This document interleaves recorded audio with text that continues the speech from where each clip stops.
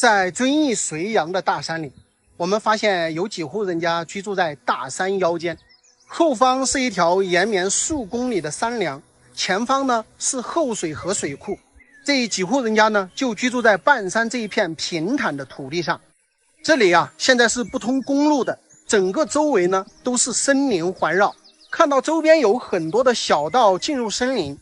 我的猜想啊，这个地方的几户人家呢应该都是留守在这个大山里边搞养殖的。这个地方呢地势平坦，土地肥沃，我们看到这些人家户的边上呢种了大片的玉米地。今天呀咱们就徒步到这个地方去探访一下，看看到底都是什么人还居住在这里。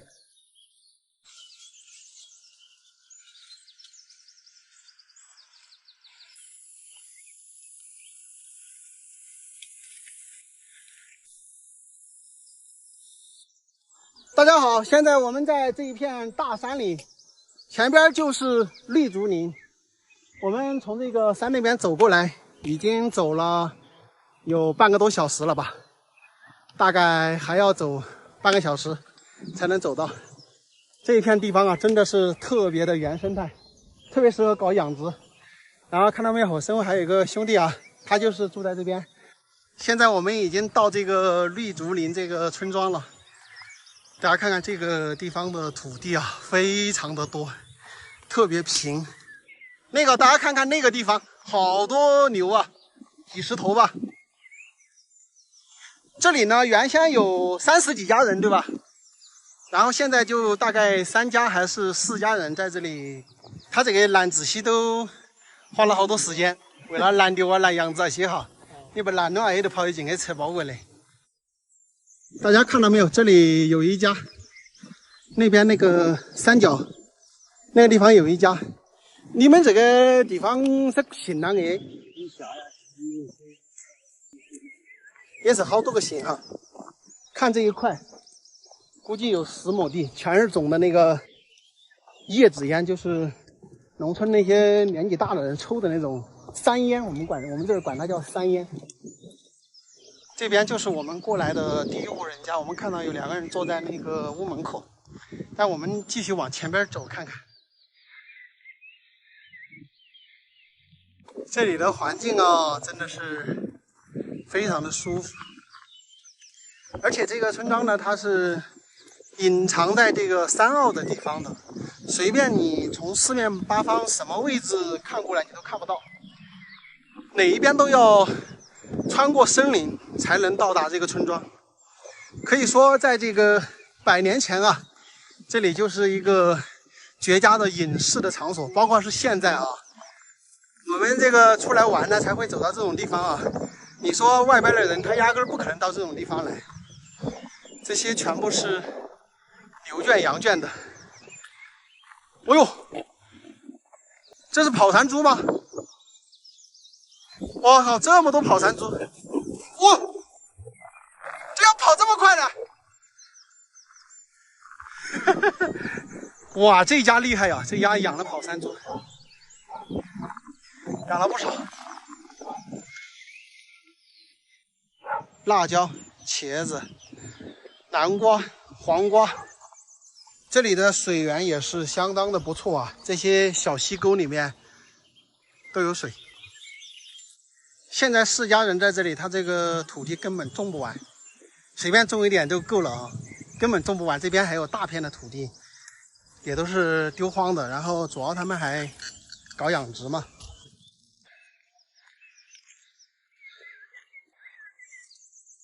你没有种地哈？你为了搞这块搞了多少年了？牛全不是你喂的他们呢？你这个养猪的才省心了，管都不修管就甩着的。你们看在这里养猪，这些猪才自由，对吧？根本没人管，主人也不管它，就在这个山上到处跑，然后跑的差不多了，它又自己会回来。水也在坡上水。哦，对，这里还在像有个圈的样子了嘛，它有可能也跑去转来是吧？哦。我没有关，我又没有关过，你没得人。关都不去关它，就那个放弃。这些猪才自由嘛。你意思是基本上是零成本，对不对？我就看老说，充完钱我这就不管。如果说我搞不赢你，那又要3年上去的，那是真的。哦。滚喽！山上大了。嗯。滚喽！他养的这个猪厉害呀，一叫就来了，这家伙都跟着我们跑了老远了。来了，下边也来了。水源也非常好，这里，对吧？他这个养猪真的是有技术啊，一换他就来了。这些猪儿，对吧？在山上玩的差不多了，他要喝水就到这个水沟边就喝了，自由不？你们看看这些猪，跑这么远干嘛？哎呦！你看这些小猪，就是自己在山上窜的。这个刚出来不久吧，才出来几天，这就正儿八经的野猪了，相当于。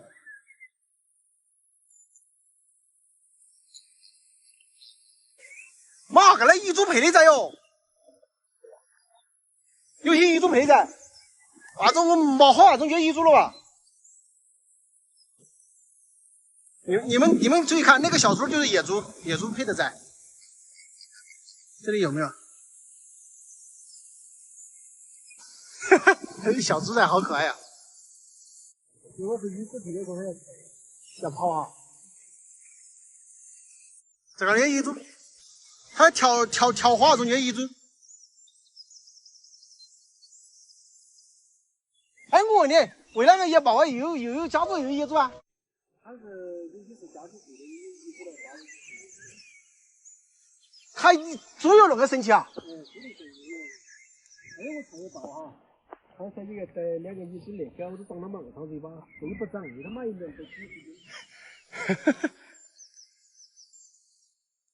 这些猪啊，从来不吃粮食，都是吃草。嘿，想什么呢？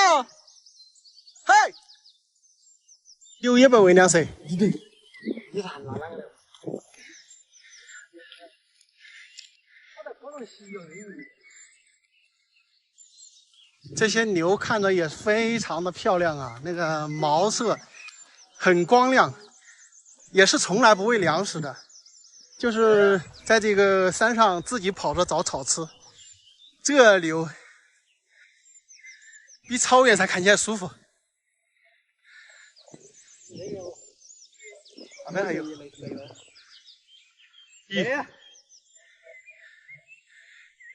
这边还是小部队，大部队在后面。来了！喂，你让我喊他们吧。你让我这里。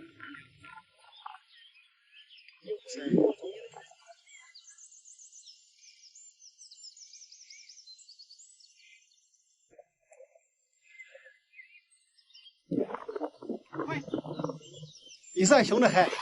不是凶得很，这个是野放的哈。哎，像也野猪了。跟刚刚那个兄弟一起在他们这个村庄转了一圈，这个地方啊真的非常的漂亮。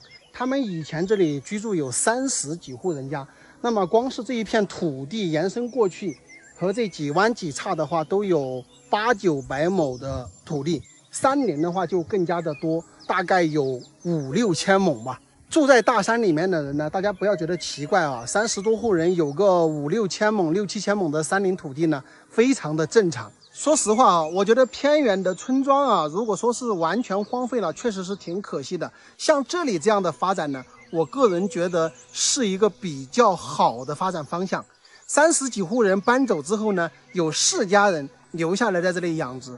那搬出去的呢，他也能在外面找到工作，也能在外面很好的生活。而留在这里的呢，就能更好的利用这里的资源呢，做一些以前不能做的事情，对吧？就像现在留在这里的这4户人家呢，他们每家人都在搞种植和养殖，说实话，每年的收入啊也不比在外面务工差。尤其是跟我一道过来的这个哥们儿啊，他真的是让我惊掉下巴的感觉。别人搞养殖都是忙得不得了，你知道他怎么干？他的牛、羊、猪全部是放养在这个山林之中，包括这个猪在林子里边下崽了，也都是这个母猪自己把这个小崽子给带大，还有一些野猪崽，对吧？包括这些牛，我们看到有很多的小牛崽，对不对？这些呢都是这些母牛在山里面把小牛崽生下来之后，靠这个母牛自己把这些小崽子给带大的。他养了上百头牛、上百头猪、上百只羊，但是他啥都不管，很清闲，不用给这些牲畜喂粮食，就连圈舍他都没有给他搞。包括我们现在看到的这些圈舍呢，都是他很多年前搞的。所以你看到他这些猪和这些牛呢，都是野性十足。如果你不明情况的跑到这里面来，你还真的不要随便去招惹这些牛，没准就直接来干你了。包括那个猪呢，也是咬人的。那很多朋友又有点疑问呢，他这个地方步行出去走到最近的公路都要1个多小时，那他这些牲畜怎么拿出去卖了？这可能就让你们更加的奇怪了。别人在山里搞养殖，公路不通呢，可能是需要人赶，把这些牲畜呢赶到公路上去，一个人呢可能还不行，对吧？但是这哥们儿不一样，他直接一召唤呢，这些猪啊、牛啊、羊啊就跟着他走了，真的是一个养殖奇人啊！当然，人家也不是现在就这样的，10年磨一剑，对吧？最开始呢，也是留在山里面搞猪圈呀，包括种地呀，后来慢慢的才悟出道理，完全的野生养殖。这或许啊，也是他10多年摸索出来的独特经验吧。你们有没有感觉，就像是这座大山在源源不断的在跟他生产猪牛羊？可谓是把靠山吃山这个事情啊执行的淋漓尽致。哎呀，真的是挺让人羡慕的，大家说是不是？这个隐秘在山中的村子呢，咱们也参观了，非常的漂亮。现在呢要返回去走1个多小时的路啊。今天的视频呢就跟大家说到这里，咱们下期再见，拜拜。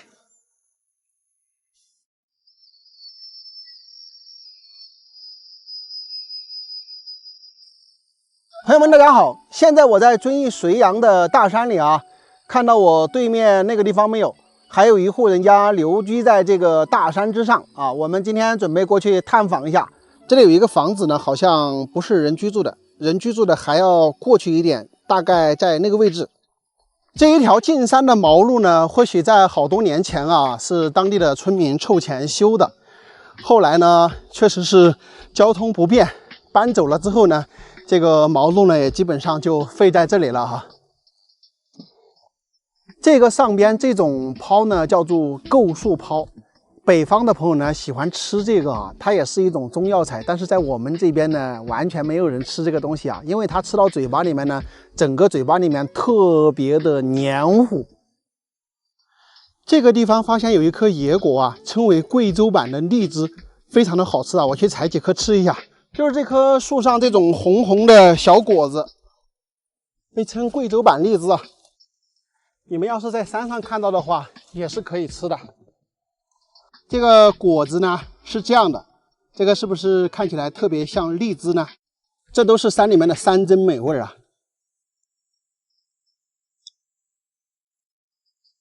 你要是到这个山里，好多美味你都不认识的话，就太可惜了，是吧？看到都不敢吃。这个木钩子一搞，就给它勾下来就行了，这还不简单吗？只要想吃，那家伙都能吃到啊！搞过来了，看一下，我搞了4个下来，这4个呢刚好马上就要张开了，这种也超级的好吃啊！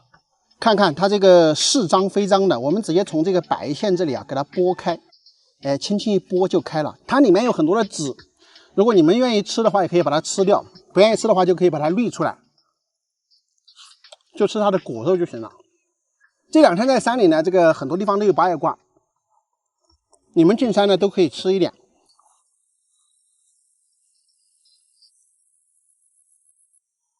这个路边有一股山泉水，咱们在这里喝一点水再走哈。像这种地方呢，这个水啊，很有可能一些小鸟呢，它们经常到这儿来喝，所以下边的水呢可能会有一些杂质。那我们怎么办呢？就在这个周边找一个这种大一点的叶子，那我们来接这个水哈，是吧？它这个水从这个上面下来，我们就在这里接，哎，接来呢就可以喝了，对吧？这样呢就喝了哈。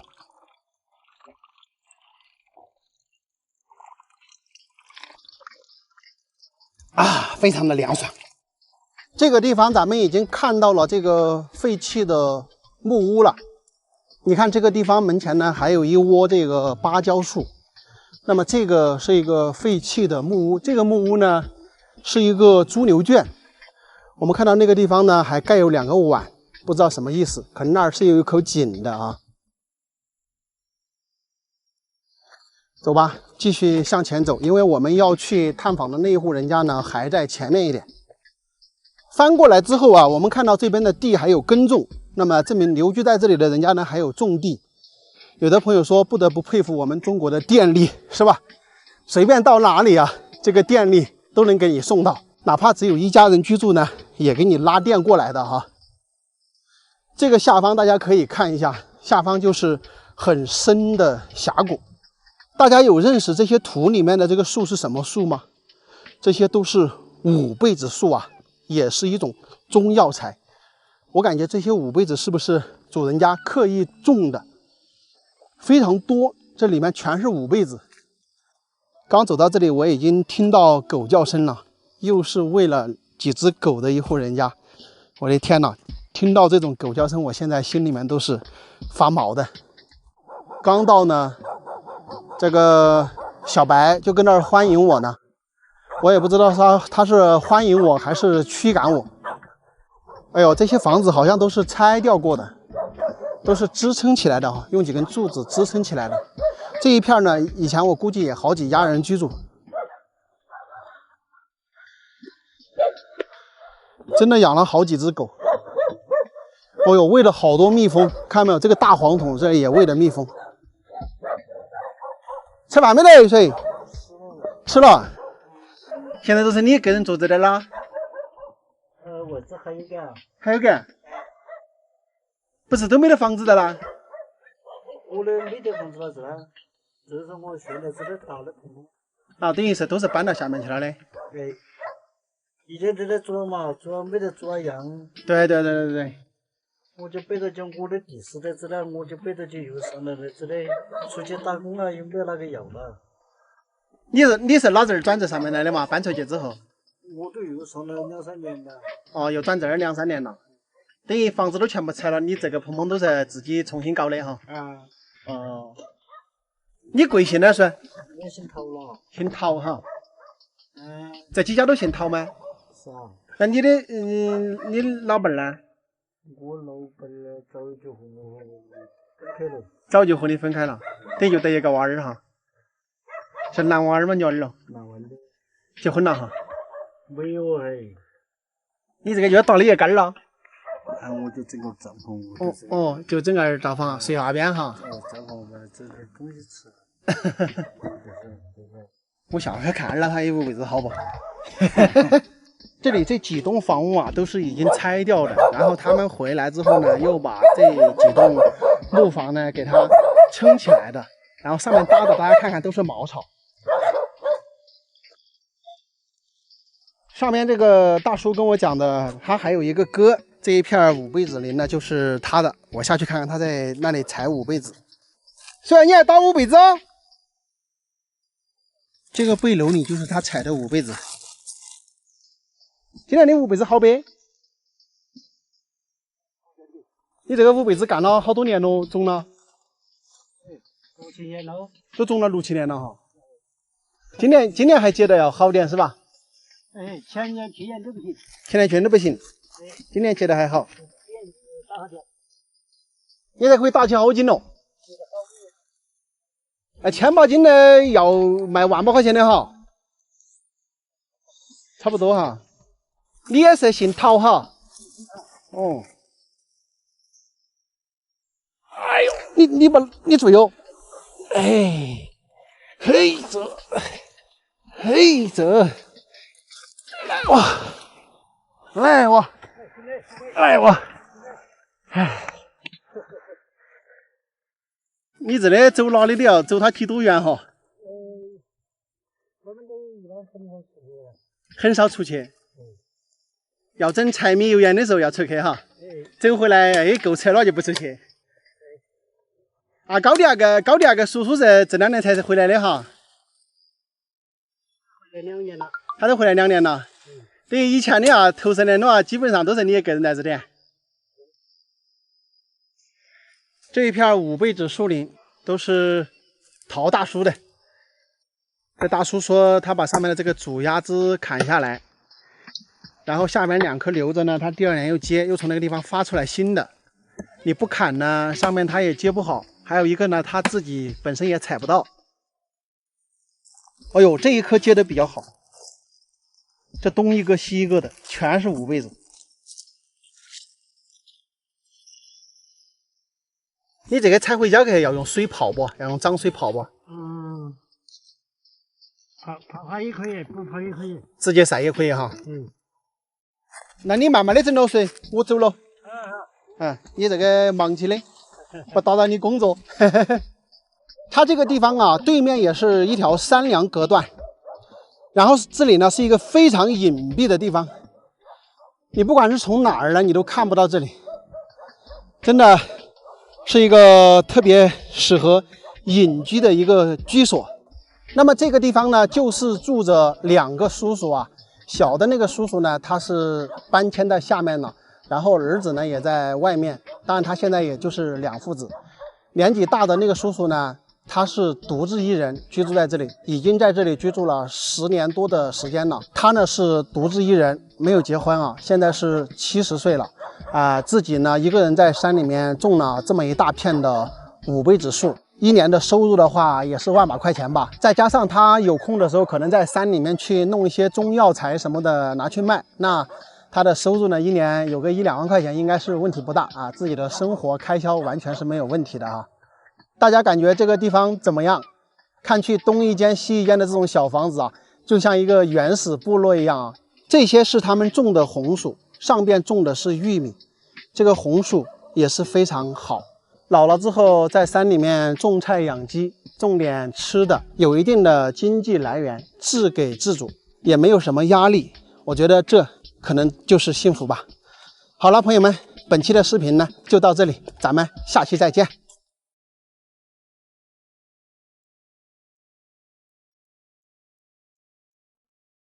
很多朋友说住在农村赚不到钱，今天我们将用这一期视频啊，颠覆大家的认知，看一下我们农村是如何靠山吃山的。话不多说，开干！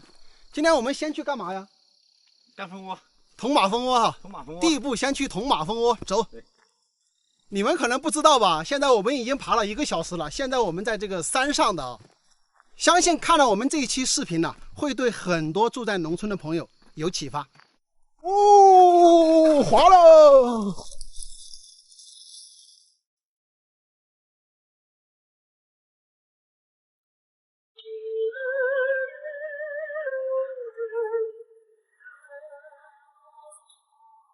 ！3个大风包，哎呀，这一个，这一个，这个摔坏了。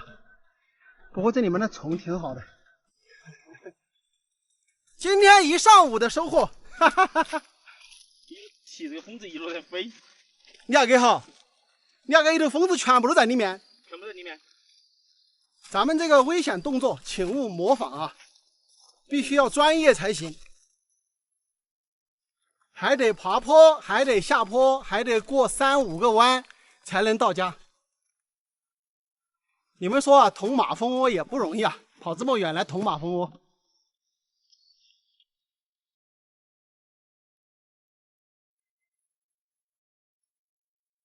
看一下吧，这一颗野生猕猴桃，好的不得了，我去！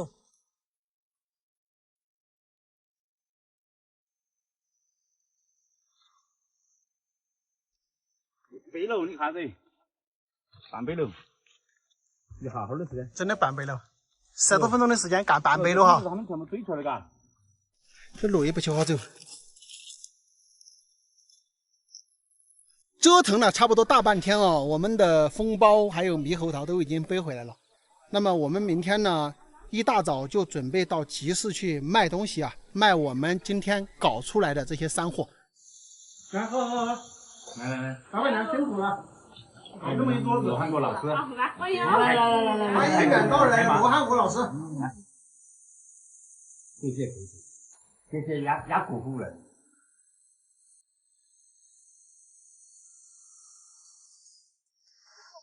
现在已经是第2天早上了，咱们已经来到山里，马上去采八月瓜，还有猕猴桃。采完咱们就下山去卖了。满点。哦哟，老厚了，上面的这个猕猴桃。这个野生的桃子怎么结这么厚啊？感觉比人家种的还结的好呢。你看，一绺一绺的。搞半杯篓差不多了，昨天有半杯篓嘛，然后差不多就一整杯篓，5、60斤，5、60斤5块钱一斤也可以搞300块钱了，是吧？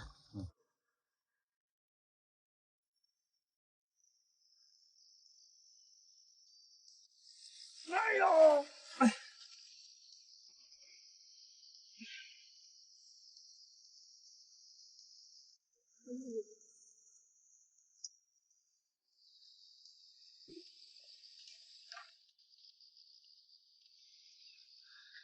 走。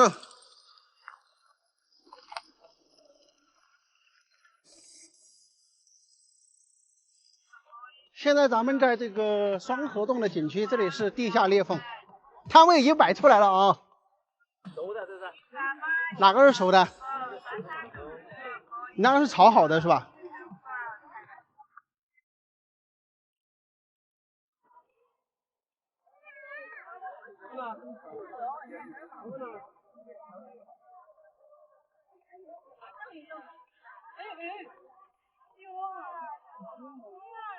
其实猕猴桃你们可以买一点回去，这个很好的，而且便宜，6块钱一斤是吧？6块钱一斤，而且全野生的。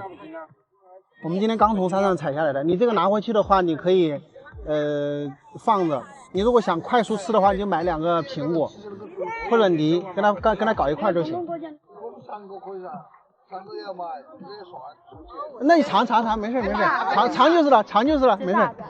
八月瓜，8块钱一斤，随便挑，大小的都有。对，随便挑，你要哪种都行。哎，对。你要整一个。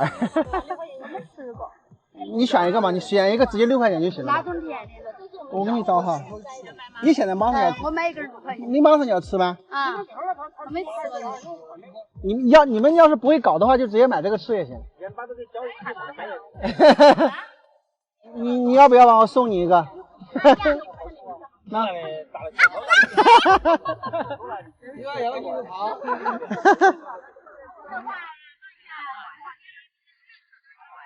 带点猕猴桃嘛，猕猴桃拿回去放几天就很好吃了，野生的。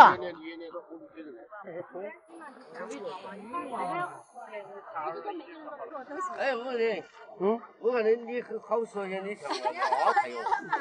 我就是阿泰噻。讲话呀，你像了这。哎呀，可能哪里都有哈。你才比我老师多少？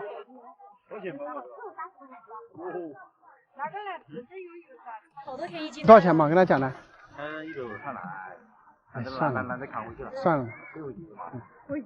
这一会儿咱们卖了多少钱？你打回去。看一眼卖了多少钱了。5块一斤。5块一斤啊？猕猴桃野生的。甜不甜？哪里啊？哦，471。还可以。这里面有个。哦，不好意思。没事。你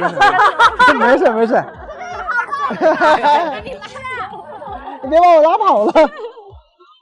今天咱们这个应该是卖了600块钱左右啊，封包1000多。等一下看看我们今天的总的收获是多少啊？从我家进的。这个摆摊的场地清理一下，咱们马上就走了。大家好，现在我们已经收摊回来了哈。今天晚上呢，还是住在他这里。我们总共卖了多少钱呢？八月瓜加上猕猴桃，还有在那里卖了150块钱的蜂蛹，总共加起来呢是卖了600块钱。剩下的蜂包呢是正好有人到这边来收蜂包，那我们把那几个蜂包呢就直接给他们了，20斤蜂包800块钱，那也就是今天的整个的收入呢是800加600，1400块钱。这些东西呢都是从这个山上采下来的野生的，实际上是只有人力成本。还有就是今天也是第一次下去摆摊嘛，那个猕猴桃呢我们采的全部是硬的，是需要放一点苹果呀或者放一点梨呀在里面呢进行发酵2天之后呢它才能够熟。但是很多人买东西呢它都是需要马上就能吃的，比如说这个猕猴桃，今天基本上10个人问只有2个人买，那也都卖了10来单，包括八月瓜也是。所以说如果是这个东西马上就能吃的情况下，今天光卖猕猴桃和八月瓜应该是超过1000块钱的。他们是2个人，相当于昨天加上今天2天的时间呢是1400块钱。特别是那个蜂包啊，如果说在广东的话它非常的值钱，可以卖到多少呢？80到100块钱一斤，但是我们今天呢实际上就是40块钱一斤就给别人了。那他们拉到别的地方去，拉到广东去呢可以卖到80，卖到90。反正我听说弄马蜂包的这1个月，有的人的收入可以做到10万。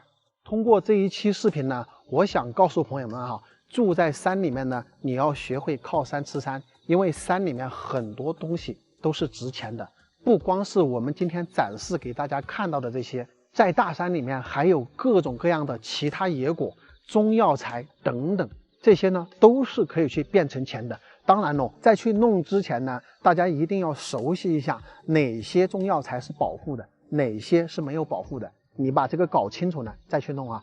那么我最后呢想跟大家说的，不管你是住在哪里啊，只要这个不懒惰，其实都是可以挣到钱的，大家说是吧？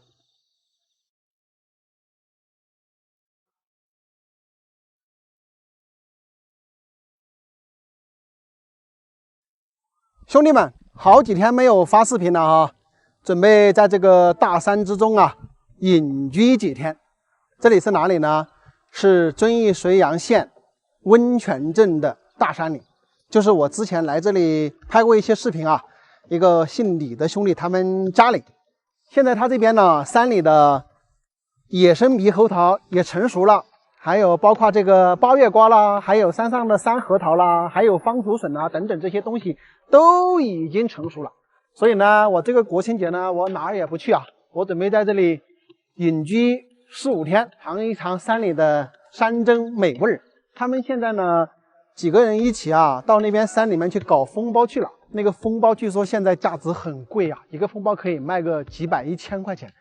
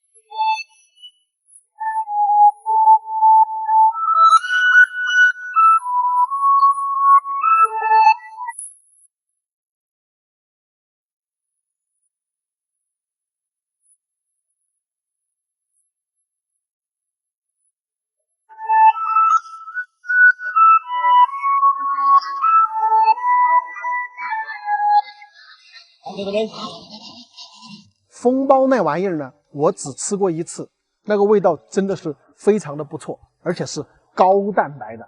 但是朋友们，取蜂包是一个极其危险的事情，没有经验千万不要模仿，千万不要模仿。好了，朋友们，今天晚上我们就要享受这美味的野餐了哈。风水云动，天不动，水推船移岸不移。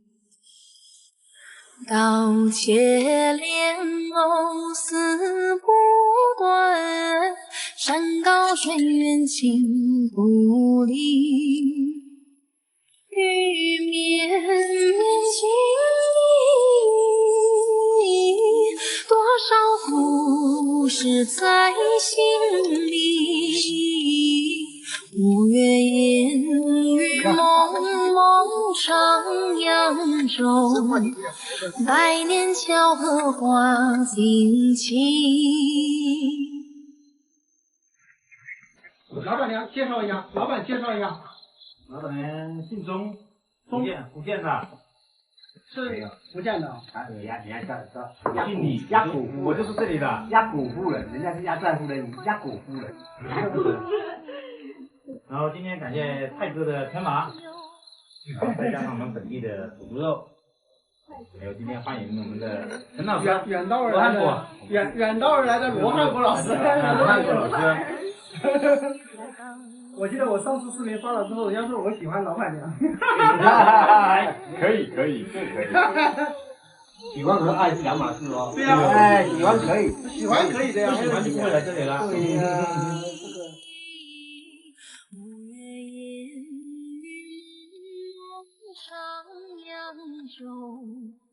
百年巧合花锦旗。在遵义绥阳县望草镇的大山上啊，我们发现了一片特别奇特的木房建筑。这个地方呢，像是一个荒废的村庄啊，但是它的建筑造型呢，却是别具一格。到底这个地方还有没有人居住啊？那咱们今天呢，就想去一探究竟。想来到这里呢，非常的不方便。因为它这个地方不通公路啊，从四面八方哪个位置来呢，都要走1个多小时。那么今天呢，我们是选择导航到温泉镇双河村陶教主的这个水云谷农场，也就是李兄弟他们家这里啊。那么李兄弟他们2夫妻呢，也是跟我一块儿到这儿来，因为这边呢是他们祖辈的一个老家。大家可以看一下，我们要从李兄弟家走到这一片房子的一个行进路线。从他们家这里呢，基本上要翻山越岭啊，翻过这些山脉，慢慢的到达这个山峰上啊，在这个山梁上呢歇一歇，继续往前走，大概还有半个多小时的时间。整个路程呢，相当于要1个半多小时吧。在这个森林里面呢，也是非常的舒服啊，挺凉快的。主要是还有很多的山货可以吃，这里面有特别多的8月瓜。还有野生猕猴桃，还有各种各样的其他吃的，比如说山核桃也是非常的多。我跟你们说啊，这2天在这一片森林里面呢，简直有非常多的山珍美味啊，根本就饿不着肚子啊。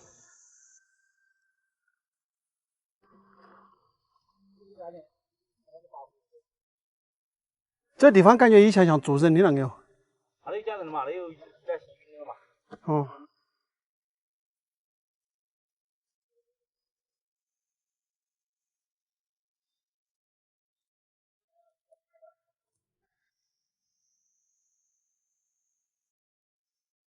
朋友们，大家好！现在我们已经走到了这个山垭口来了。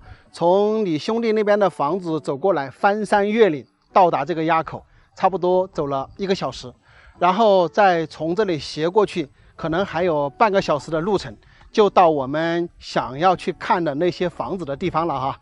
走，咱们从那边一路过来呀，翻山越岭，走了好几个坡，好几个弯。哎呀，还好是几个人一起嘛。走得比较慢啊，就不显得那么累。你要是平时走那么远的话，还挺累的啊。这些小道啊，都是以前的这个古盐道。你看哦，时过境迁了，到现在呢，基本上已经没啥人走了。他们这边呢，也是好像只有一家人留在这个山上养羊，其他的所有人呢，全部都搬下山了，都没有在这个山上住了。这下边咱们也看到一个废弃的房屋，看到没有？这个房子也是没有人住了。你看那个电线都拉到这里的，而且那个电线还拉的比较好啊，2个双电杆的。哎呀，这些土地下边这些所有的这些土地全部都荒芜了。这一座山上呢，我们通过无人机视角来看呢，东一家西一户的还有不少的房子啊。就是我们要去的那一片呢，它的房屋比较集中啊，就走那儿去看一下。咱们现在已经看到那个房子了，已经看到那一片房子了，但是这个真的是山里望山跑石马，还早得很，还得走一会儿。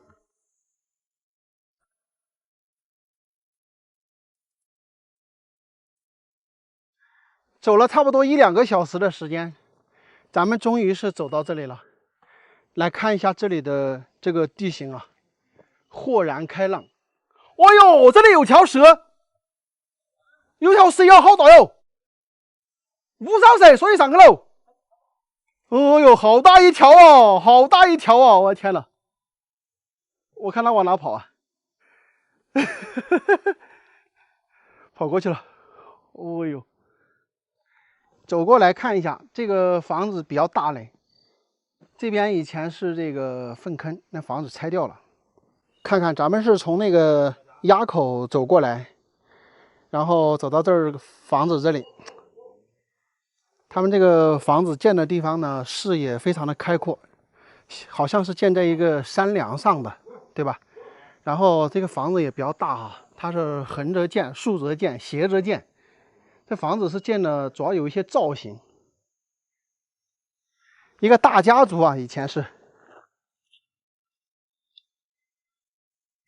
走这个小道过来看一下。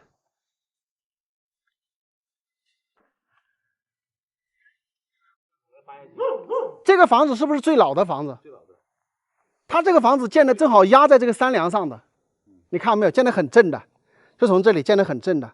龙脉看到？对啊，大家可以看到啊，这里还有门牌号。这个地方的详细地址呢是绥阳县望草镇的下市村田湾组。这地方真的是相当不错。你看我站在这个正大门的这个位置，望向前方，我的天哪，是不是非常的舒服？但是来到这里呢，非常的不方便，走路随便走哪边呢，都要走超过1个小时。不管你是走这边的村庄还是另外一边的村庄，都要超过1个小时才能走到这里。你们看哦，这个房子着火过，被烧过，上面都烧掉了，不知道是哪个年代烧的，这都烧成木炭了。以前应该被烧过哈。我出家的。它但是烧没有烧成什么样子，就书好像是武大出来的吧？武汉大学。就中间这一家。就中间这一家吗？就中间这个是他家的。它地形那么好，怪不得出个武大的。对，你的姨们是多兄弟？我爷他老头儿。祖祖了嘛？我们祖这边讲的祖祖。我们祖祖是老三祖祖搬过去的。哦，这地方以前真的是人挺多的。这个李兄弟也讲，他们祖是6兄弟。那么都是住在这里，包括6兄弟的上边呢也是几兄弟，所以说这个房子在这个地方呢已经是100-200年了。像这个房子呢就是最老的房子，已经100-200年了，真的是时过境迁，是吧？这么好的房子在山里，现在没人住了，只有1个还是2个老人，有在这里住着养羊，养一些蜜蜂之类的，然后其他的房子呢全部都是荒废在这里的，包括上面的瓦呢，现在也没有管。我们看它这个地形啊，确实是不简单啊。中间一条脉下来，然后后面呢是一连串的山，然后前方呢又是一个平台。这个房子呢，它正好是建在了这个龙脉上。真的，以前的老祖先建房子它都有讲究。这个房屋整个的一个构造呢，它是一个3合头的房屋。那么前方就是正中间呢，它建了一个正房子3间，两边呢，它也是建的正3间的房子。它不像我们传统的一些3合头的房屋，它两边呢是一边2间，这个不是，这个两边呢都是正3间的房屋，中间是堂屋，有大门，大家看到吗？两边都有，所以它这个位置啊，当初在建房子的时候，他们就有这些考究，而且他这个地方本来就是一姓人家，就是几兄弟，所以说呢，他们会把这个东西分好啊，可能是后来是老大住中间，比如说老二、老三住两边，老四、老五住两边，对吧？正三合头的房屋是放在正中间，那么两边呢是斜着建有2间房子，有没有感觉一个飞龙下山的感觉？包括它这个正前方的正三合头的正前方的这个房子呢，它又是内切的，知道吗？两边的房屋都是内切的，它相当于一个矛头指向前方的这种感觉啊。所以说建这个房子的时候都有讲究。那么我们刚来的时候一看到这里的房子呢，就感觉不太一样，对吧？它房子有正的，有顺的，有斜的，对不对？它是有讲究的。可能在古代啊，也有一定的防御的作用，或者说从我们风水学的角度来讲，地理学的角度来讲呢，它这样建呢有它的一个考究。这么牛掰的建筑啊，我站在这儿呢一定要合个影。你们看，这样看去是不是非常的帅气？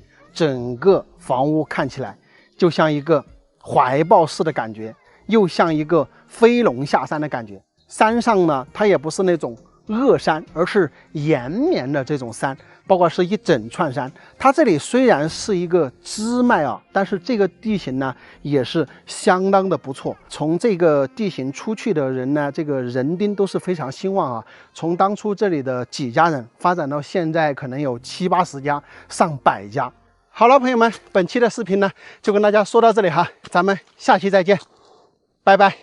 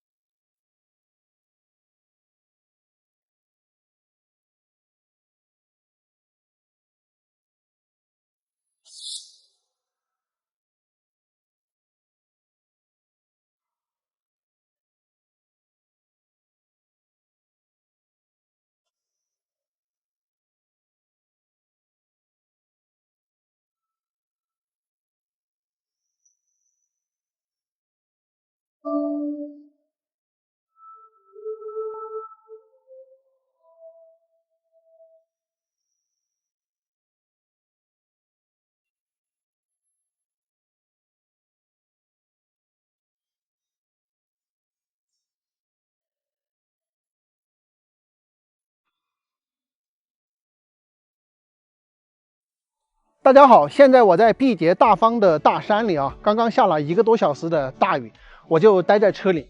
你们不知道，在这个大山里啊，如果有一段时间没有下雨了，特别是在这个大中午的时候下一阵大雨呢，这个山里的各种味道都出来了。我这个站在这个山上，味道特别的香，就是各种各样的香味，各种各样的药草味都有。可能这个就是大自然的味道吧。今天本来到这里来是准备去探访一户住在大山里面的人家，也就是从这里望去很远的地方，我们从地图上找到那边有一家人在那儿住。非常遗憾哈，刚刚下了一阵大雨，我没有办法过去，因为山里全部是水淋湿了，我走过去的话可能回来全身都湿透了。这个刚下过雨后啊，感觉这些森林啊看去都非常的清澈。这个地方的地形呢，它是一个小山包一个小山包的，然后很多的小山包下边的还有这个崖壁、岩洞等等。那我们看到这个位置呢，有2栋房子啊，有一栋房子呢好像没人住，另外一栋房子呢好像也是挺破烂的。这个地方好像还有一只鸡在这里飞来飞去的，那肯定是有人住啊。这个地方呢像是一个小型的天坑一样，这个天坑底部呢种了一整块的玉米，应该是不远处的人家到这儿来种的。那我们从远处看呢，这个崖壁下边好像还有一个围墙，还有这个木房等等啊，非常大的可能是以前里面居住过人的。养牲畜的话应该不大会把这个人和牲畜分开，可能在多年以前呀，这个岩洞里面应该是居住过人啊。这个地方因为特殊的这种小山包地形啊，你们可以看到东一家西一户的都是在这些山包与山包之间的这些地方居住。这里呢也是有2栋房屋，这一栋房屋里面呢也是有居住人。看到养了很多的鸡，然后边上也是种了一片的玉米。因为他们出山的路呢都是从这些密布的森林之中穿梭过，所以说我们即使是无人机的视角呢也看不清楚它这个路是从哪儿进出的。这边呢也有一单户人家哈，我们可以看到有2个老人在这个房屋的边上坐着。这会儿呢太阳出来了，因为我们刚刚无人机飞过来的时候呢其实是有点毛毛雨的。你看在空中停留了10来分钟之后呢，现在基本上这个太阳已经出来了。山里的天气呢就是多变的啊。这2个老人家看起来好像在这里聊天，我猜测他们应该可能是少数民族。你们有没有感觉啊？看这2个老人的容貌好像是那种修仙大师这种感觉哈。说不准他们2个可能是奇人异事哦，这个很难讲的。因为住在山里啊，很多老人呢其实是会一些咱们理解不了的东西的啊。哇，整个这一片环境看起来真的非常的不错。如果我们不是从空中视角的话，根本察觉不到这些山包之间还有人居住。不过比较遗憾，今天咱们确实是没办法往山里走，因为下雨过后啊，整个山里全部都是雨水。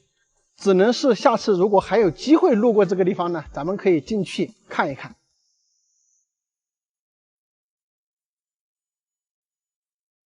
这一棵树啊可不得了，在上世纪90几年的时候啊，堪称我们遵义农村的摇钱树。那么现在呢，杜仲树又被称为国家战略树、健康树。那么这棵树到底有什么奥秘，能够值得我们这么重视？我一一的跟大家说来哈。朋友们大家好，今天呢我要跟大家聊一聊咱们贵州3宝之一的杜仲。我身边这一棵呢就是杜仲树，身后这些全部是杜仲啊，都是我家的。这一棵杜仲树啊可不得了，在上世纪90年代呀，堪称我们遵义农村的摇钱树。为什么呀？那个时候杜仲非常的昂贵啊，1斤杜仲皮生的都可以卖10几块钱。那个时候钱又很值钱，对吧？包括上边接的杜仲纸都能够卖到120、160一斤，而且这个上边这种树叶掉下来干的这个树叶呢，都能卖2、3块钱一斤。你们可以想一下哈，在90几年我还很小的时候，我们拿着一个铁钎去这些杜仲林里面插这个掉在地上的杜仲叶，一天都可以卖10来块钱。前2天呀，我去到了遵义虾子镇民兴村呢，参加了一个杜仲产业研究的授牌活动。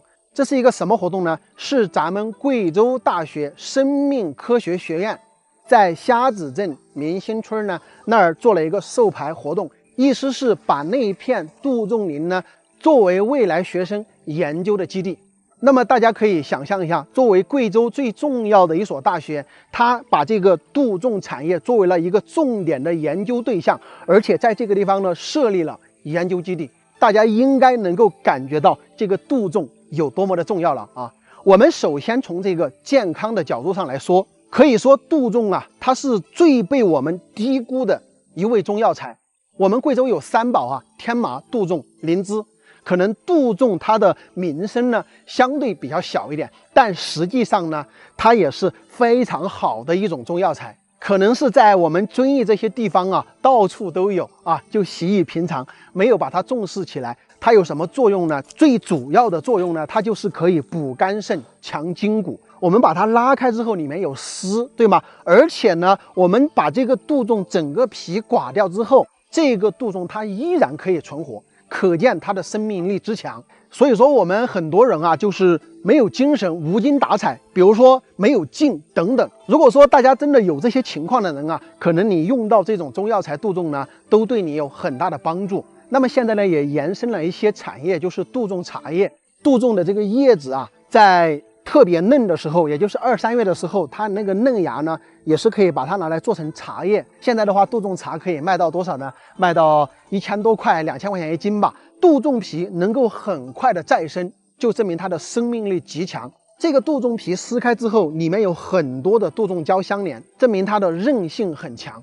那么贵州大学在这一片杜仲基地呢，可能主要会去研发它的一个产品延伸，包括里面的杜仲胶提取以及应用这些为方向。我相信呢，不久的将来，在他们的研发带领下呢，可能会延伸出各种各样的杜仲一类的产品啊，咱们拭目以待。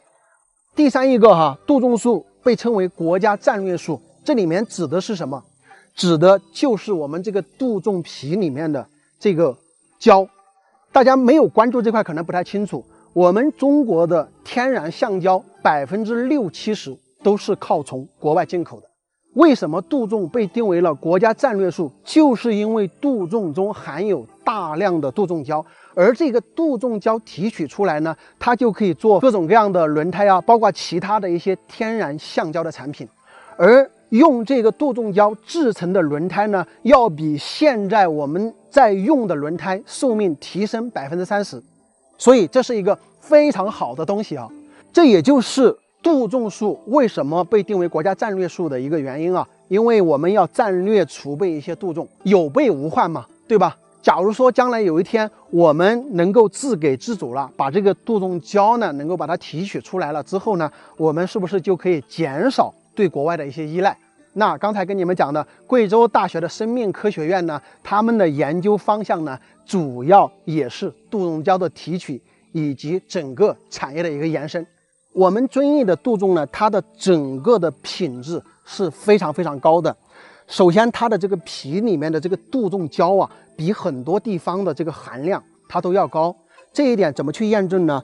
我们可以横着，就是把它折断呢，可能大家都能拉出很多的丝，但是我们竖着把这个皮拉开呢，有些地方呢它的丝就很少，我们这边的丝也很多。特别是这个杜仲的这个叶子啊，有很多地方把它竖着撕开呢，其实是不怎么有丝的。而咱们这边呢，我可以给大家演示，你们看一下，这个丝也是挺多的，所以它的天然杜仲胶的一个含量要比大多数地方的杜仲呢含量要高。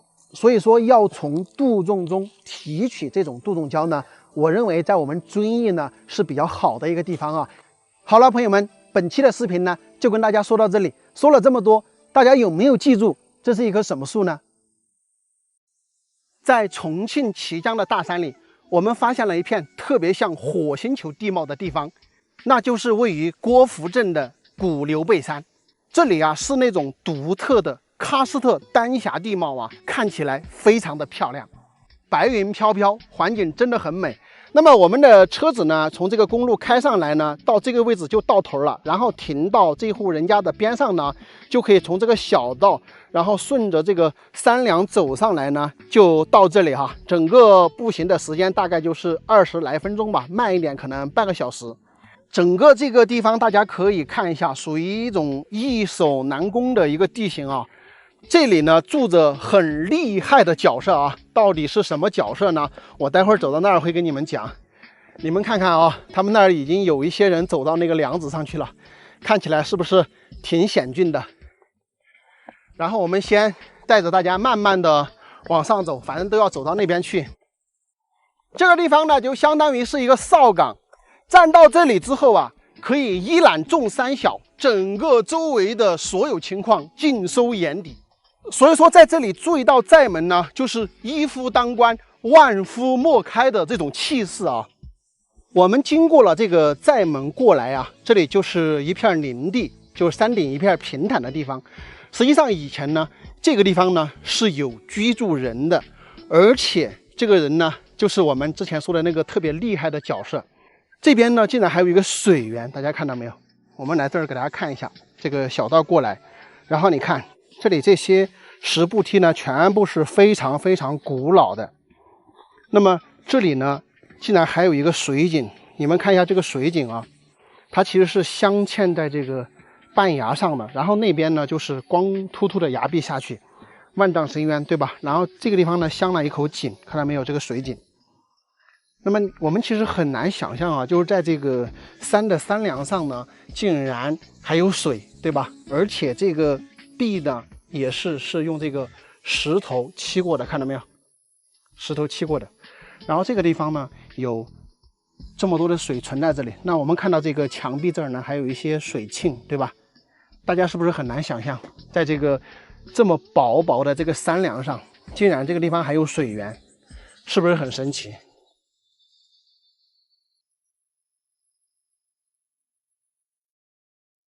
哇，我们走到这儿来呢，这儿又有一个大石槽，这儿开有一个口子，然后下边呢又有一个槽子，这地方应该是碾米用的，就是那种圆形的那种石头来弄的那种碾子，可能是来回在这个地方碾米用的。你们看这些石头就像是这种巨型的石蛋一样，然后矗立在这个山巅山梁。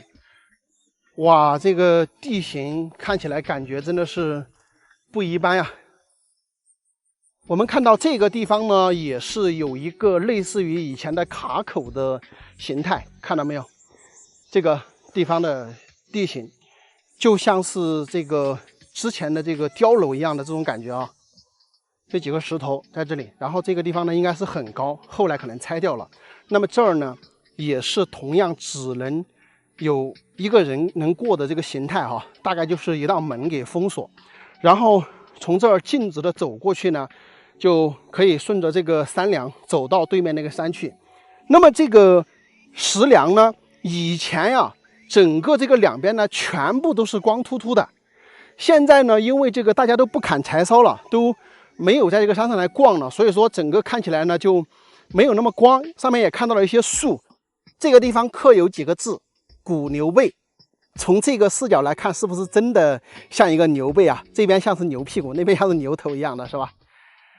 我们从这个航拍的镜头来看呀，走在这个上面是比较险峻的，真实的走在上面呢也是不安全的哈。所以说大家要特别的小心，因为两边呢上百米的一个深渊啊。我们现在呢可能才走一半啊，还要走到对面那边去。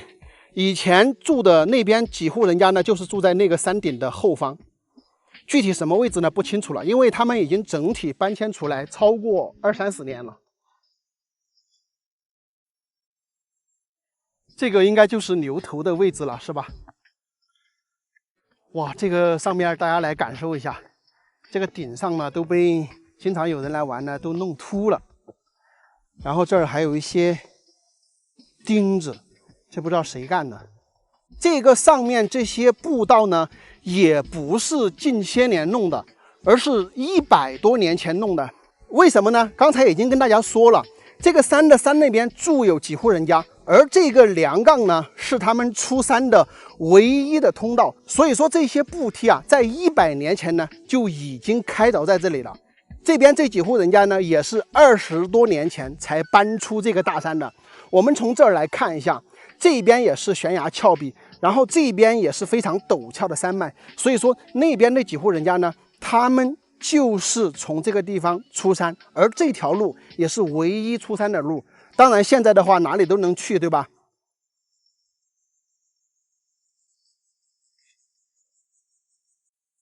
刚才跟大家讲的这个厉害的角色是谁呢？这个角色就是3个县的联防队长。哪3个县呢？习水、綦江、江津3个县的联防队长，他姓李。那么他住在哪里呢？就是住在咱们刚才来的那个寨门那个位置，那个水源呢也是他家的。牛不牛？3个县的联防队长，也就是3个县发生的所有事情，他都可以直接说了算，包括各山头的土匪都得听他的，不听他的，他想搞谁就搞谁。曾经就是有人不听他的，结果直接被拉到这个山后面就地正法，也就是3个县城的治安都归他管，绝对是一个顶呱呱的厉害角色。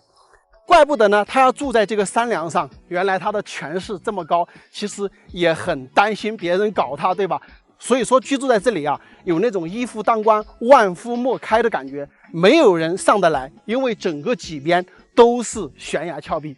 很多朋友啊，看到这个石梁上的这些步梯呢，有可能会怀疑是不是最近才敲的，为了搞旅游区，为了吸引人，是吧？其实不是的哈，是100多年前住在山这边的这几户村民啊，敲了这些石梯，是方便他们出行进出。以前的村民步行的一条通道啊，没想到呢，现在却成为了网红打卡地啊！很多人都喜欢走到这个山梁上来呢，在这里拍照打卡。确实，这里的风景呢也是非常的好看。站在这个山梁上啊，整个周围四面八方的风景尽收眼底啊！好了，朋友们，本期的视频呢就跟大家说到这里，咱们下期再见，拜拜。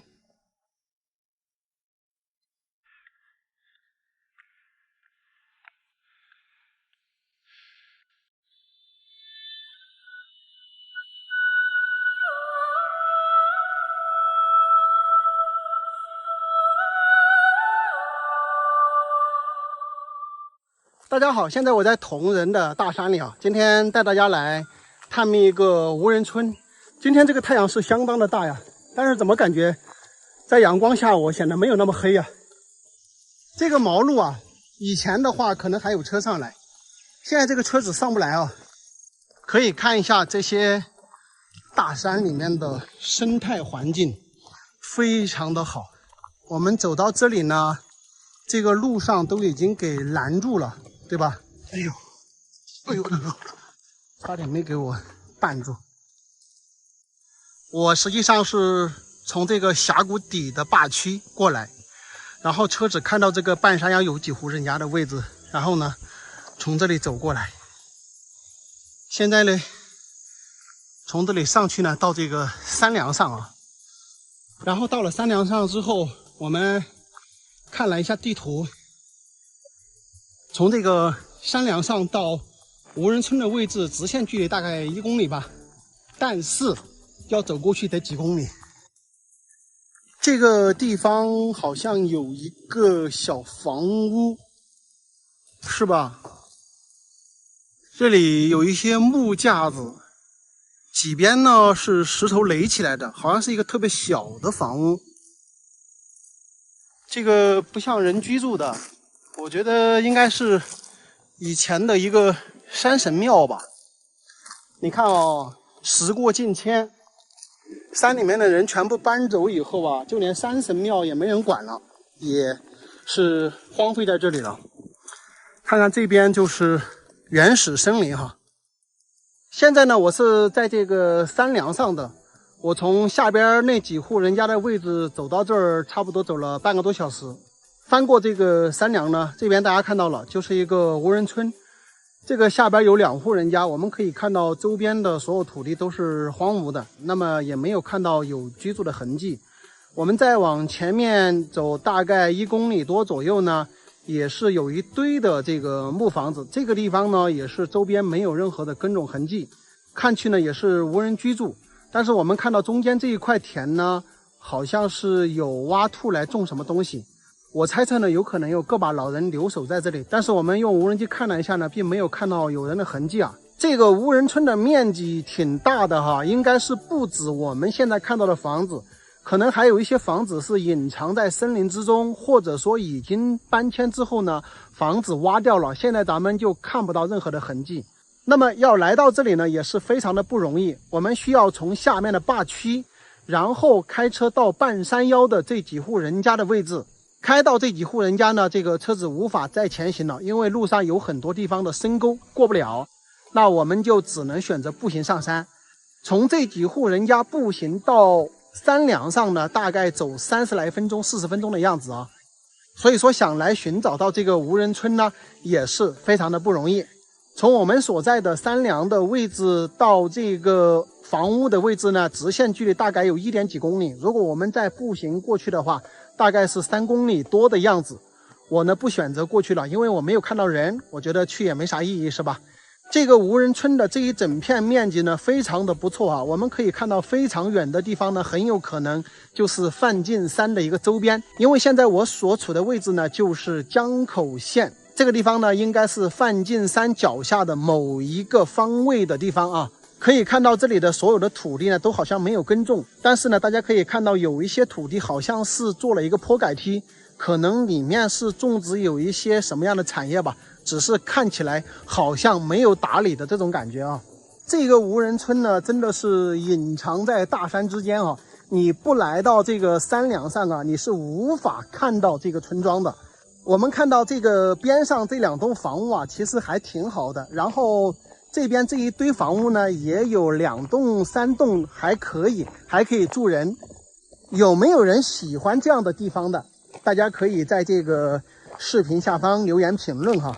这个地方的海拔呢，大概是800多米啊。这个无人村啊，我觉得还是比较适合发展一些产业的，因为这个地方属于梵净山的周边嘛，不知道是不是保护区啊？如果是保护区的话，可能不能大动干戈，但是搞一些林下经济，或者说小一点的养殖呢，我觉得是问题不大。因为我是一路开车到半山腰，然后呢步行上来，整段路差不多走完了。那我走上来这段毛路呢，其实都是可以通车的。只不过呢，有些许的地方呢，可能被这个涨水的时候冲断了，暂时过不了车，稍微修整一下的话都没有问题。那这个无人村呢，其实是适合大家隐居居住啊，或者说发展一些小的产业，包括养殖业，或者说林下经济之类的，都是可以的。如果说朋友们对这个无人村有兴趣呢，大家可以自己到这边来考察一下啊。今天的视频呢就到这里，咱们下期再见，拜拜。大家好，现在我在云贵川3省的交界处，看到我身后这个界碑吗？鸡鸣3省。这边呢有一个牌子，我的右手边呢就是贵州，我现在所站的位置呢是四川的叙永县。过了这个鸡鸣3省大桥，对面呢就是云南的正雄。这个地方啊，为什么起名鸡鸣3省呢？因为不管是哪个省的鸡叫啊，大家都能听得到。还有一个，我们中国的版图呢，本来就是一只雄鸡，所以说起名鸡鸣3省呢，也是有非常好的寓意的。四川的叙永这边呢，修有一个非常大的停车坝，所以说咱们到这儿来游玩呢，停车是非常方便的。这边呢是他们当地的一个农产品交易中心，如果大家来到这里游玩呢，喜欢当地的一些农产品呢，其实可以带一些回去，对吧？那么这边呢就是鸡鸣3省大桥，这儿就是鸡鸣3省的一个界碑。我们可以看到这个牌子上，是吧？这边是贵州，前方是云南，这里呢就是四川。咱们走大桥上去看一下。鸡鸣3省大桥呢，它是建在云南和四川的一个大峡谷内啊。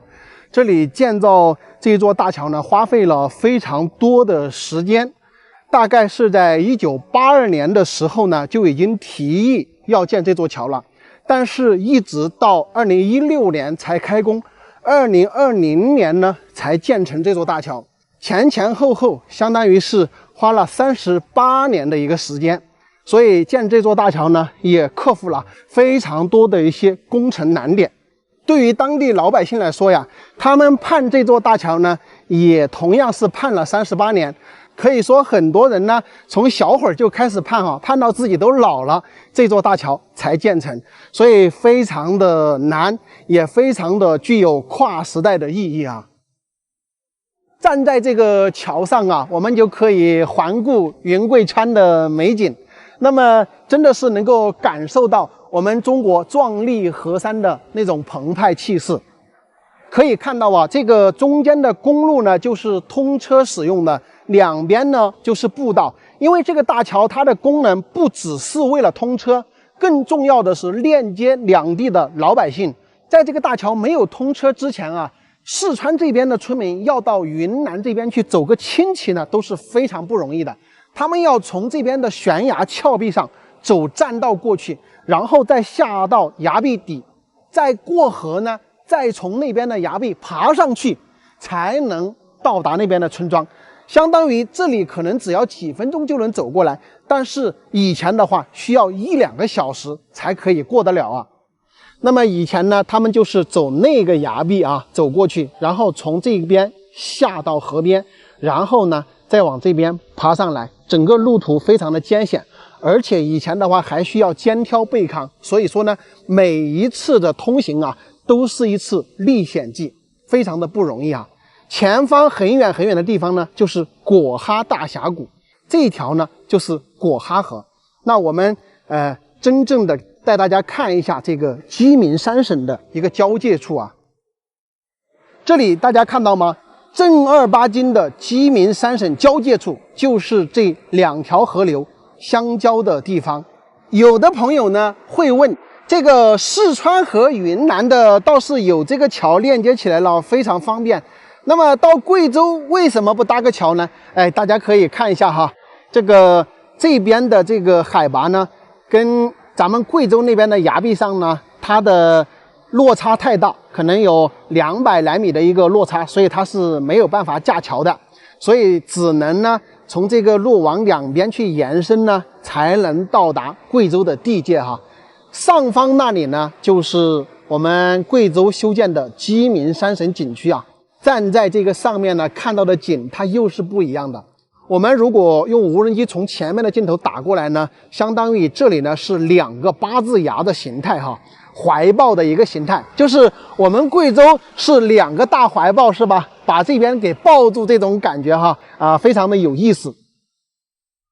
我觉得云贵川3省这3兄弟啊也是特别有意思啊。他们看到这里有几条很深的峡谷，几条河流，把这里的地界分得清清楚楚。所以他们3兄弟分家呢，也从这里分开。哎，有河流隔着，咱井水不犯河水。哎，这几兄弟关系呢，他也处得好。大家说是不是？没有什么瓜葛。我们以河流隔断了，对不对？河流大家共用，两边的山各自管各自的，有什么瓜葛呢？也不可能扯皮。所以呢，3兄弟的关系呢也非常的好。以后大家分家呀，就要用这样的方式哈。这个地方呢是3省交界，它也是3河交界的地方。我脚下这条河呢叫做果哈河，上游的那条河呢叫做渭河，下游这条河呢叫做赤水河。我查了一下这个赤水河呀，它的起源说是在云南正雄哪个镇，但是从这个鸡鸣3省的这个标注来看呀，赤水河是由这条果哈河和渭河2条河组成的赤水河，所以我觉得说赤水河的这个起源是鸡鸣3省呢，可能会更加贴切一点。大家说是不是？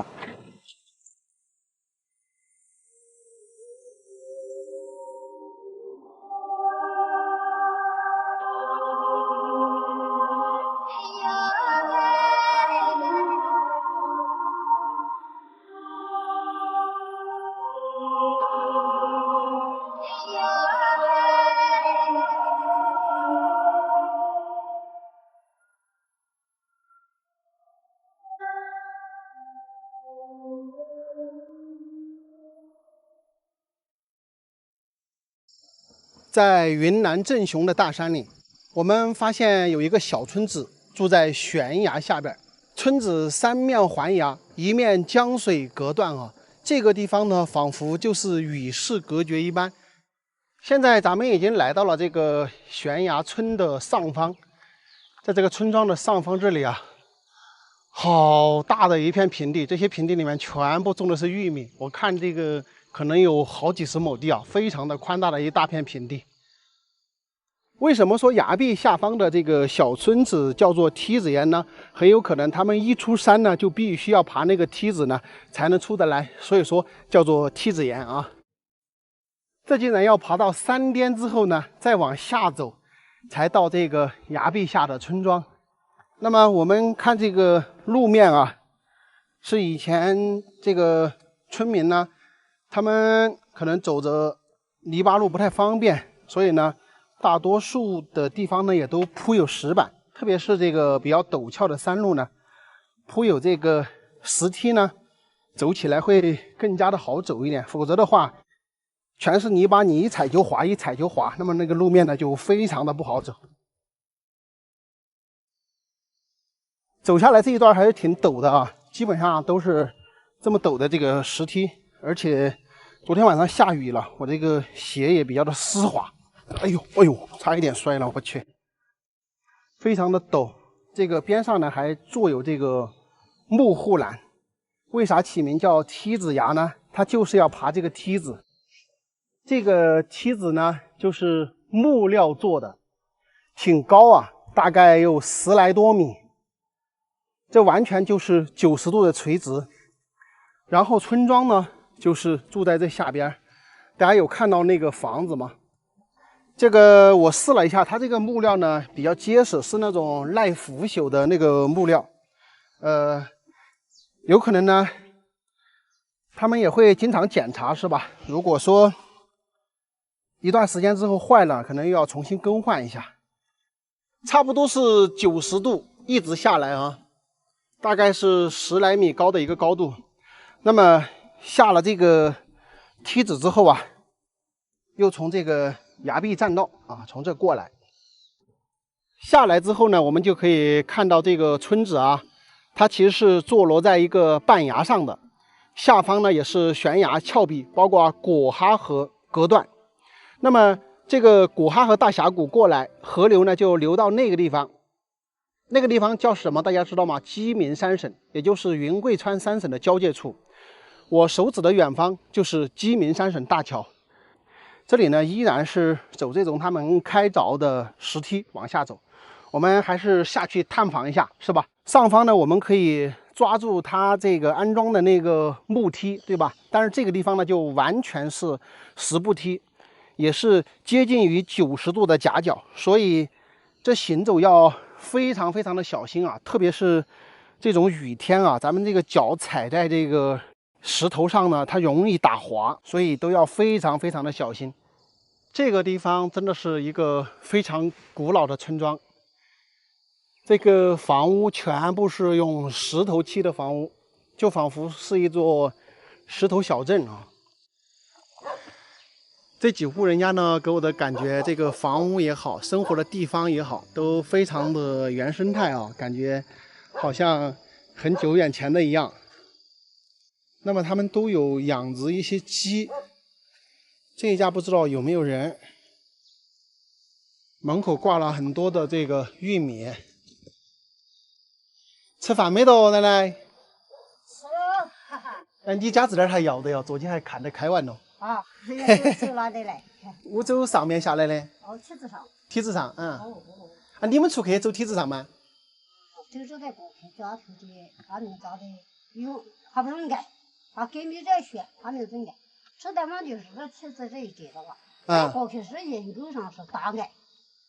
意思这里过去还要比上面还要危险点。啊，这是要平顺的了嘛。哦，等于你们现在的话都是走那边。赶坡都是走那边。赶长走那边。啊。如果有时候了也走上面哈。嗯。这点的人住了好多年了哟。上一辈，上了2、3辈都是住这的。上2、3辈都是住这的。啊。哪个没有搬呢？啥搬迁去起来了，我也是。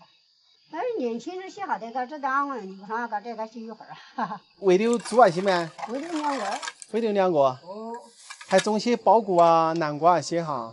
就是嘛就是个这，我就怎么就是种起点呀，喂鸡啊，喂猪这些人就在吃。你养的有好多鸡娃？几十个。几十个哈。哦。苞谷也是晾在门口。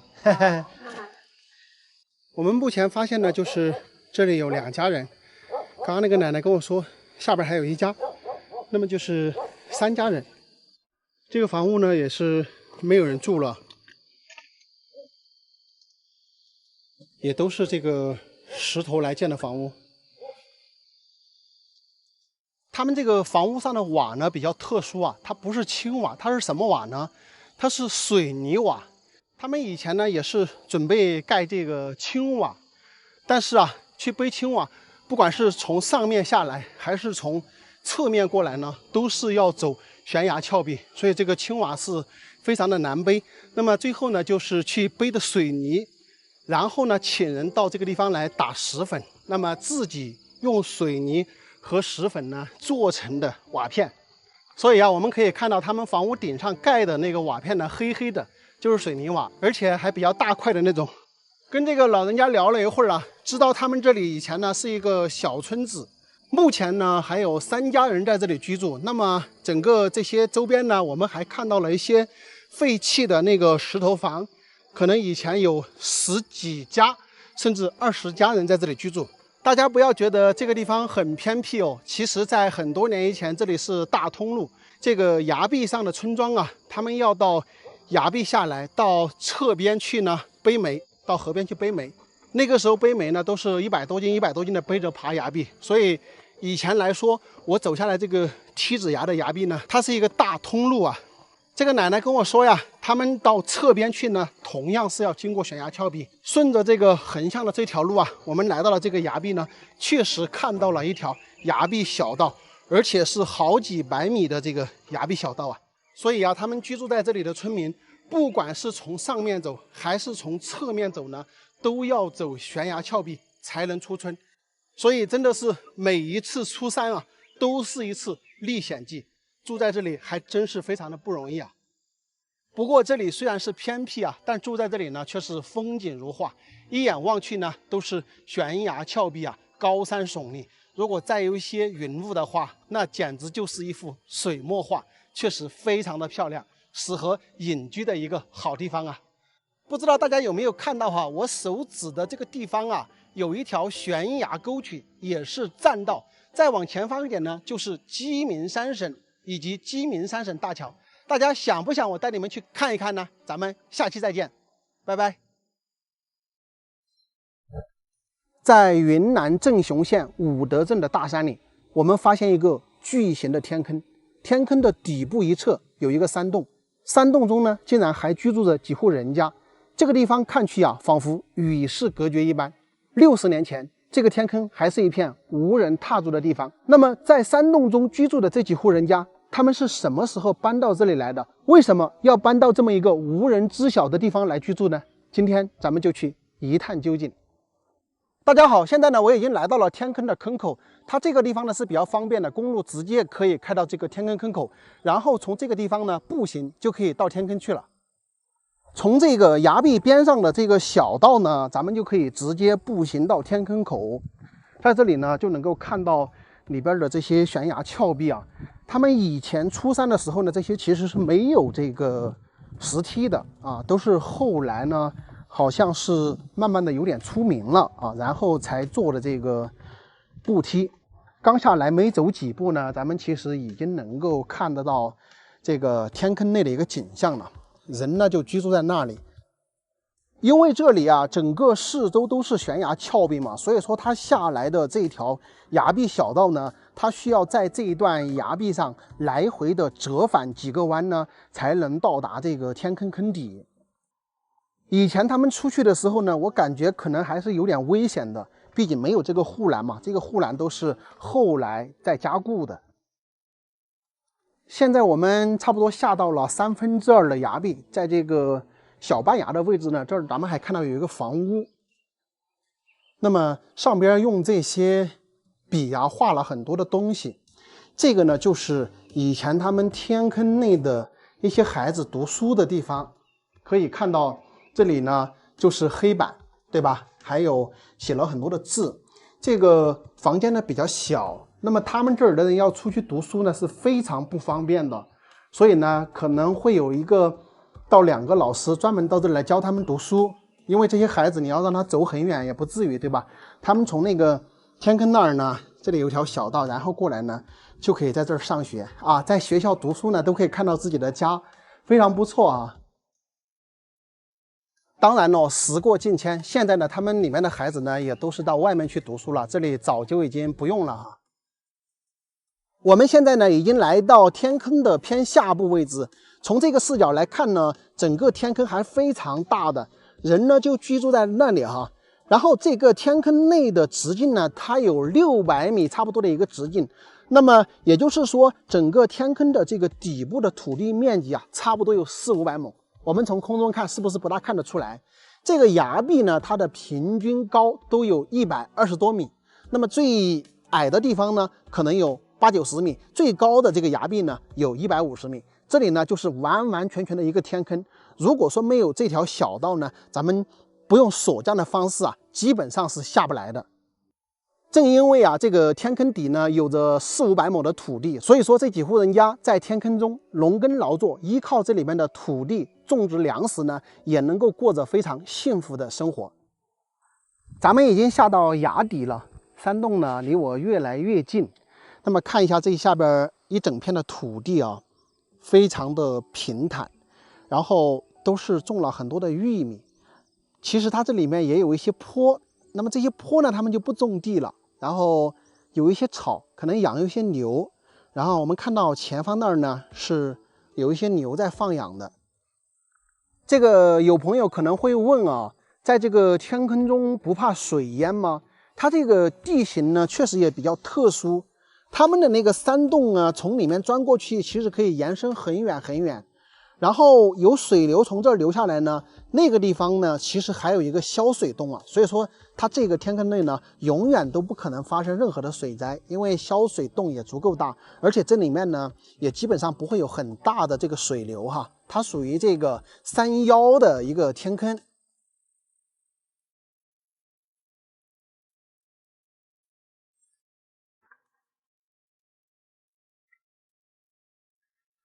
到它这个房屋的边上来看一下，我们看到这些地方呢，有挺多的这个土墙的，一个小隔间一个小隔间的。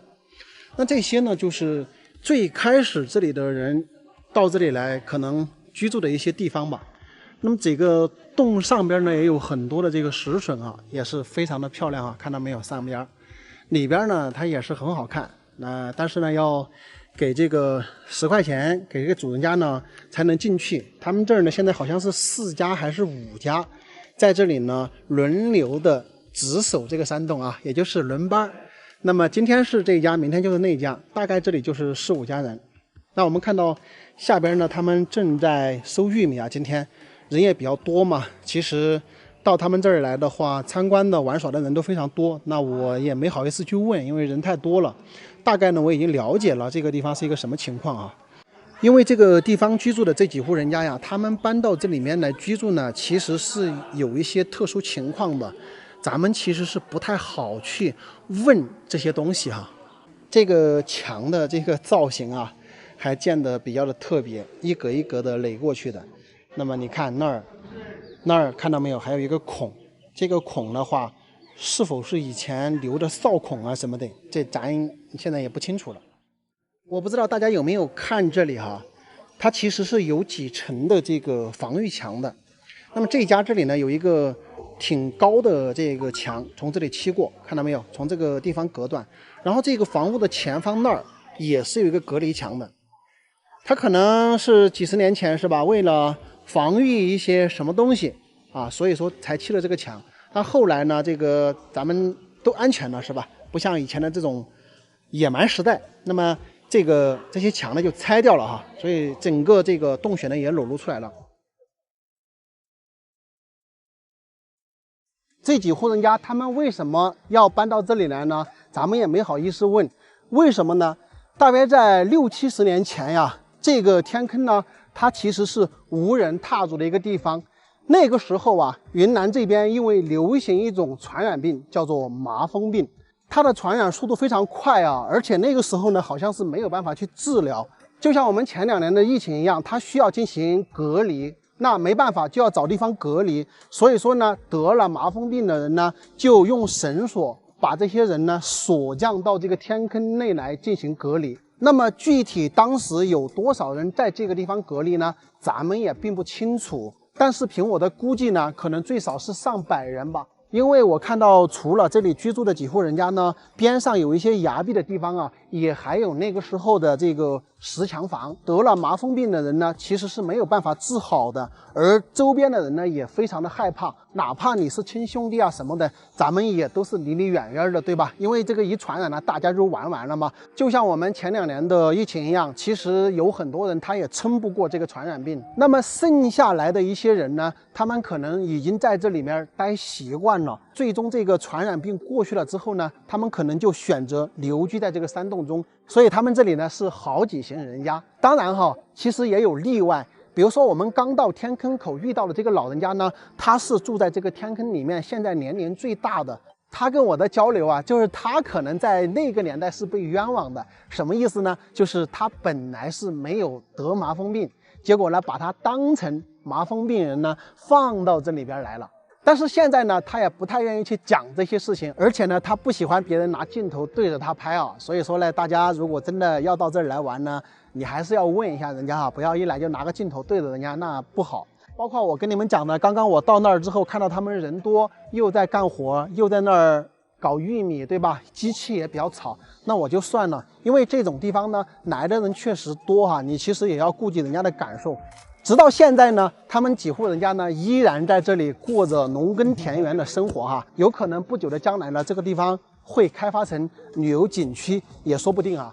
总之呢，人们还是比较喜欢这种山区惬意的原生态的生活，不是吗？天坑内这几户人家他们的来龙去脉呢，就是这样。好了，朋友们，本期的视频呢就跟大家说到这里，咱们下期再见，拜拜。